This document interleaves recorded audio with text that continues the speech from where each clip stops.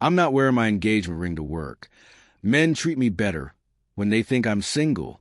I'm 31, male, work in logistics management outside Columbus, Ohio. I coach youth baseball on weekends, drive a truck that's 8 years old and paid off. And until about 4 months ago, I was engaged to a woman I genuinely thought I knew.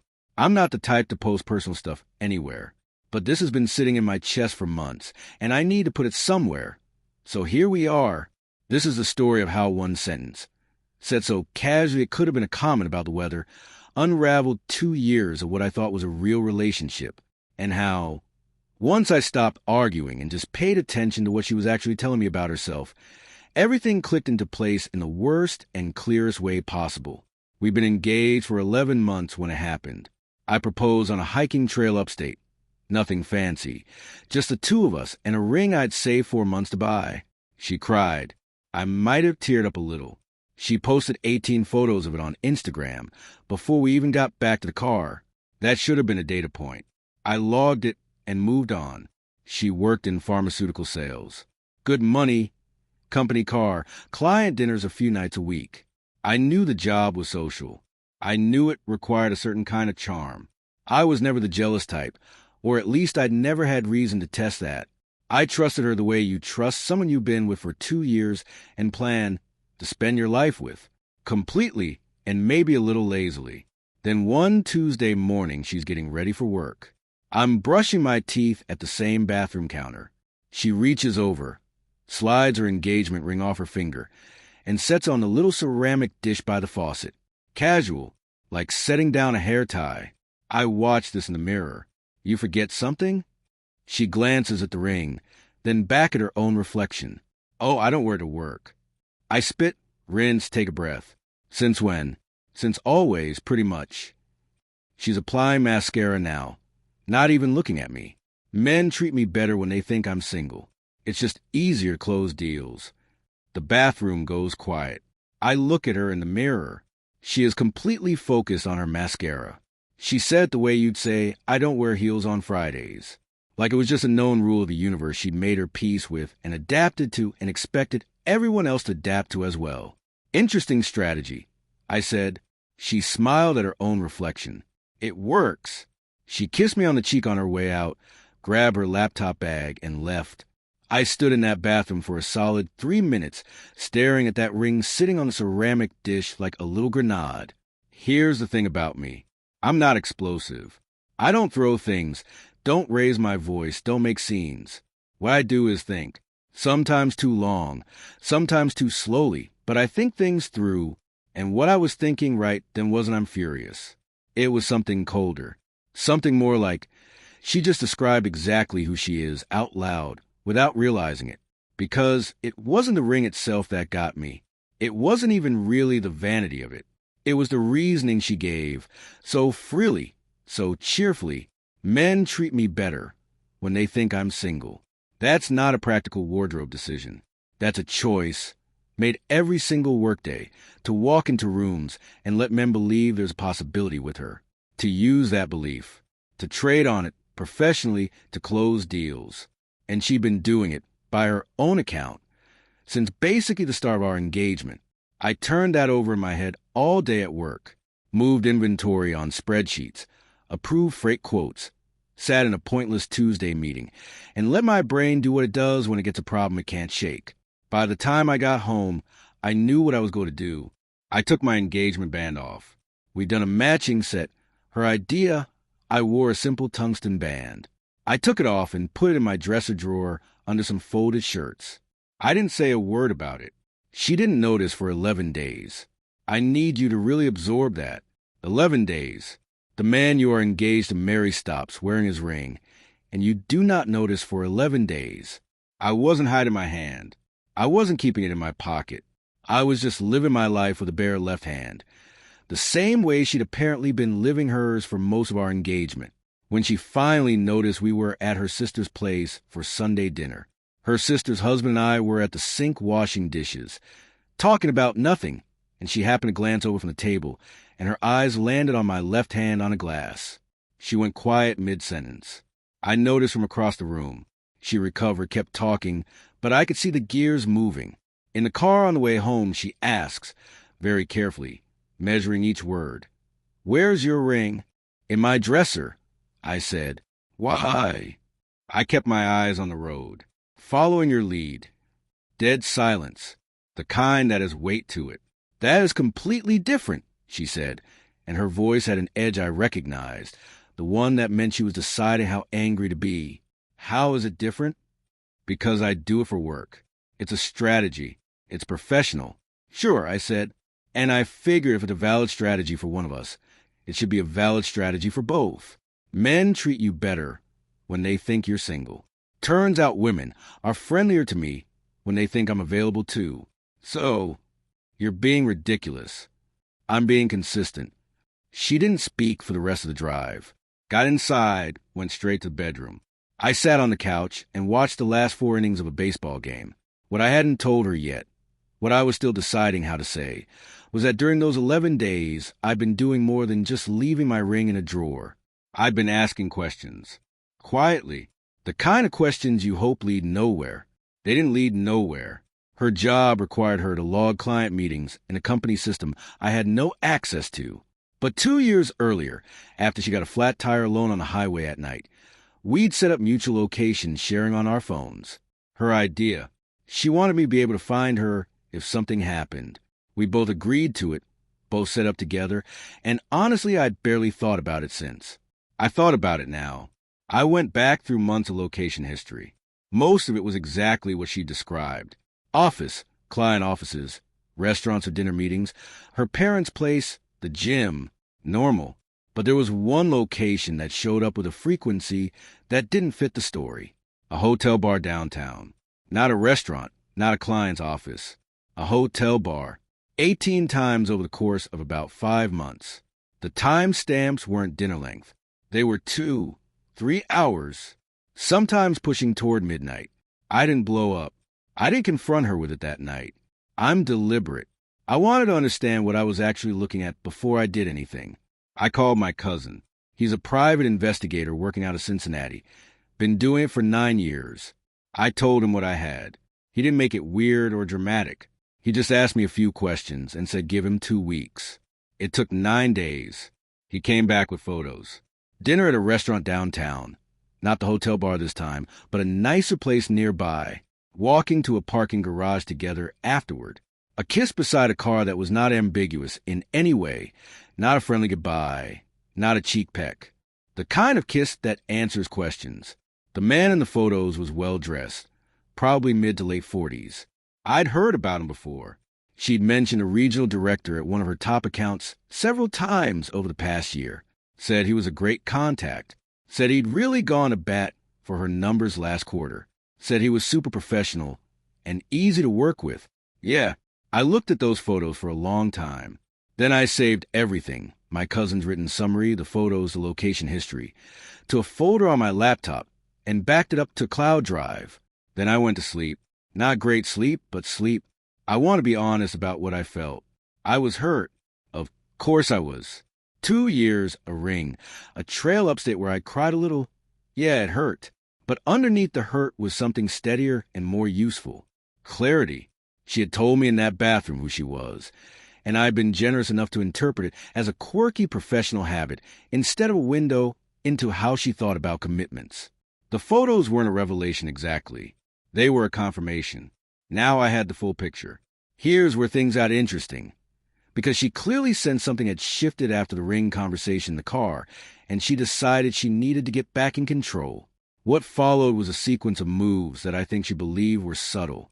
First move, she came home 2 days after our car conversation with an expensive bottle of whiskey, my brand, and wanted to have a real talk about us. Very warm, lots of eye contact, physically affectionate in a way she hadn't been in a while. She said she'd been thinking, and she understood why the ring situation bothered me, and she was willing to wear hers to work going forward. Notice what she didn't say. She didn't say I was wrong. She said she was willing to make concession, like she was adjusting a business negotiation. I thanked her. I did not put my ring back on. Second move, 3 days later, her mother called me. Her mother and I had always gotten along genuinely well, so the call didn't immediately feel like a play. But about 4 minutes, and I realized what it was. Her mother started gently suggesting that I seemed distant lately, that her daughter was worried, that the stress of wedding planning could make people pull away from each other in ways that weren't really about the relationship. And had I thought about maybe talking to someone together? She'd recruited her mother to tell me I was being emotionally avoidant because I'd mirrored her own behavior back at her. I was warm with her mother. I said I appreciated the concern. I didn't offer more than that. Third move, and this one genuinely caught me off guard. She went to my best friend. They'd always gotten along fine. Group hangouts, the occasional double date. Apparently, she reached out to him saying she was scared about where things were going, and she asked him very carefully whether I'd seem like I might be interested in someone else, and whether he'd tell her honestly if he knew anything. My best friend called me the same night and read me the whole exchange. "She's trying to flip the narrative," he said. "You know that, right? She's trying to make you the one with something to hide." I knew that. She was attempting to put me on defense, to make me the one scrambling to explain himself, the one who owed answers. It was actually a pretty sophisticated play, and it might have worked on a version of me that didn't already have a backed-up folder of documentation on a cloud drive. I didn't tip my hand. I just watched and waited. I scheduled a Saturday lunch about a week later. Told her I wanted to take her somewhere nice, that I'd been doing a lot of thinking, and I wanted to talk about where we were headed. She got dressed up. She was in a genuinely good mood on the drive over, hand on my leg, telling me some story about her co-worker that I half listened to. I let her talk. I drove. I was calm. We sat down. She ordered a glass of white wine. I ordered water. Then I put a manila envelope on the table between us. She looked at it, then at me. "What's that?" "Go ahead and open it." She did, slowly. Inside was a printed document. My cousin's written summary, clean and factual, dates and locations, and the nature of what had been observed, with 2 of the less graphic photos clipped to it. No melodrama, just information. She went white, completely white, in about 4 seconds. "I want you to know," I said, keeping my voice level and quiet, "that I've already spoken with an attorney. Since we're engaged and not married, there's no divorce process. We simply end the engagement. The apartment lease is in my name alone. You're listed as an occupant, but you're not a co-signatory on the lease. Under Ohio law, a non-signatory occupant can be removed with 30 days written notice. That notice is also in the envelope." She was staring at me and not speaking. "The ring was purchased by me before the engagement. Ohio courts treat engagement rings as conditional gifts, conditional on the marriage taking place. Since I'm terminating the engagement, I'm requesting it back. There's a letter about that in there as well. You had me followed." Her voice came out strange. Then, "I had questions, and I looked for answers. This is insane. This is genuinely insane. You know that?" "I think you probably believed I'd never look closely," I said. "That was a reasonable bet based on who I was 2 years ago. I've been paying closer attention lately." She tried 4 different approaches at that table, and I want to walk through all of them, because each one told me something. First was denial. The photos were misleading. There was an explanation. Things weren't what they looked like. She started a sentence about context, and I just looked at her quietly and waited for the explanation. It didn't come, because there wasn't one that fit the photos and the 18 location timestamps over 5 months. Second was the version where I had driven her to it. I worked too much. I wasn't emotionally present. She'd been lonely in the relationship for a long time, and this had grown out of that loneliness, and she wasn't proud of it, but I had to understand my own role. I let her finish the whole thing. Then I said, "That's something you could have brought to me. You could have said any of that at any point. You chose not to." Third was anger. I had violated her privacy. I had gone behind her back. I was cold and calculating, and this wasn't who she thought I was. I pointed out, evenly, that we had set up a location sharing together, mutually at her suggestion, and I hadn't placed any tracker or device she hadn't agreed to. She didn't have a strong answer to that, so she moved on. Fourth was tears. Real ones, I think, or real enough. She said she loved me, that she had made a catastrophic mistake, that 2 years was not nothing, and she didn't want to lose everything over one situation, that people made mistakes, and the measure of a relationship was whether you could get through them together. 5 months, 18 documented visits, 1 situation. I hear you, I said, and I think you mean that right now. But I think you also took your engagement ring off every morning for the better part of a year and made a choice about who you were going to be that day. And I can't unknow that. Some information doesn't have an undo button. I paid for the drinks. Hers was untouched. Then I left. The 30-day notice had already been prepared and was in the envelope. She initially did not take the situation seriously, I think because she expected me to soften. She contacted me twice in the first week, once to talk and once through her mother, and I responded politely and briefly both times and said the notice stood. Then she hired an attorney. Her attorney's position, communicated to my attorney, was that she had established tenancy rights through duration of occupancy and could not be removed on 30 days' notice regardless of lease signatory status. My attorney looked into it and came back within the week. Under Ohio law, an occupant who has never signed a lease and has no written rental agreement of their own has no tenancy claim that overrides the primary leaseholder's right to end the arrangement with proper notice. 30 days written notice was proper notice. Her attorney confirmed this to her, and she vacated on day 26. The ring situation she also tested. She sent me a text, one of the few direct communications we had during this period, saying the ring was a gift and she intended to keep it. I had my attorney send a formal demand letter citing Ohio case law on conditional gifts. The legal principle is consistent and well established in Ohio courts. An engagement ring is a gift conditioned on marriage occurring, and if the engagement is terminated, especially due to fault of the recipient, the ring is to be returned to the giver.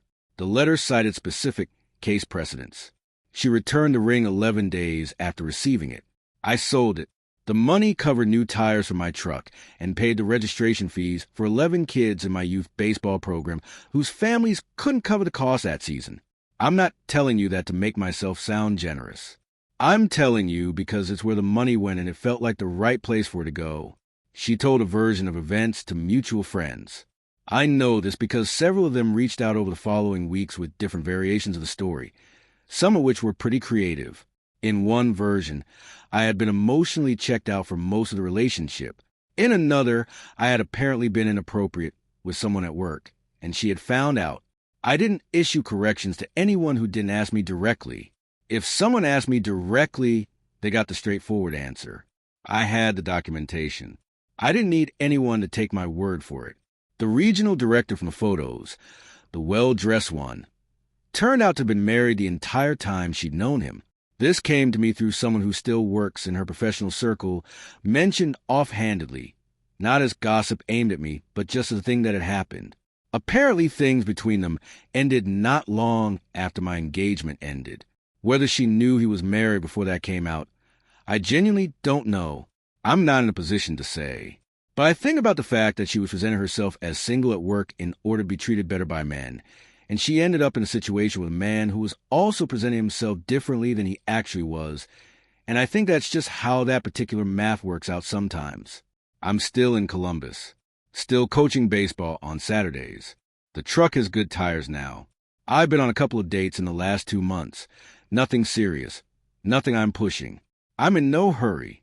What I've thought about most since all of this is that moment in the bathroom. The moment she told me the truth without knowing she was doing it.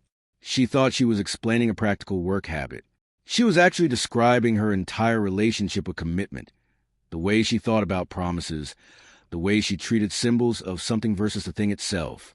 The ring wasn't meaningful to her. It was a variable, something to factor into a situation based on what outcome she was optimizing for. And she told me that directly, out loud, on a Tuesday morning. Some people are going to read this and think I overreacted, that lots of people in sales do similar things, that it's not that deep, that I should have had a conversation instead of going quiet and building a case. I get that read. Here's my answer to it. I tried to have the conversation. Right there in the bathroom, in real time. Interesting strategy, I said. I left the door wide open. I was waiting for a single flicker of awareness, one moment of her hearing herself. Instead, she smiled at her own reflection and said it works. And then for 11 days, she didn't notice I'd stopped wearing mine. Those 11 days are the thing I keep coming back to, not the photos, not the hotel bar visits, not the attorney letters. The 11 days, because that told me, more clearly than anything else, how much attention she was paying to what we actually had. She was managing an image. I thought we were building something real. Those two projects are not compatible, and they cannot survive in the same relationship, and she knew which one she was doing, and I didn't. And that gap between what we each thought we were doing is the whole story. If you made it this far, subscribe, because clearly you have good taste in people making terrible decisions with their engagement rings, and you deserve more of this content in your life.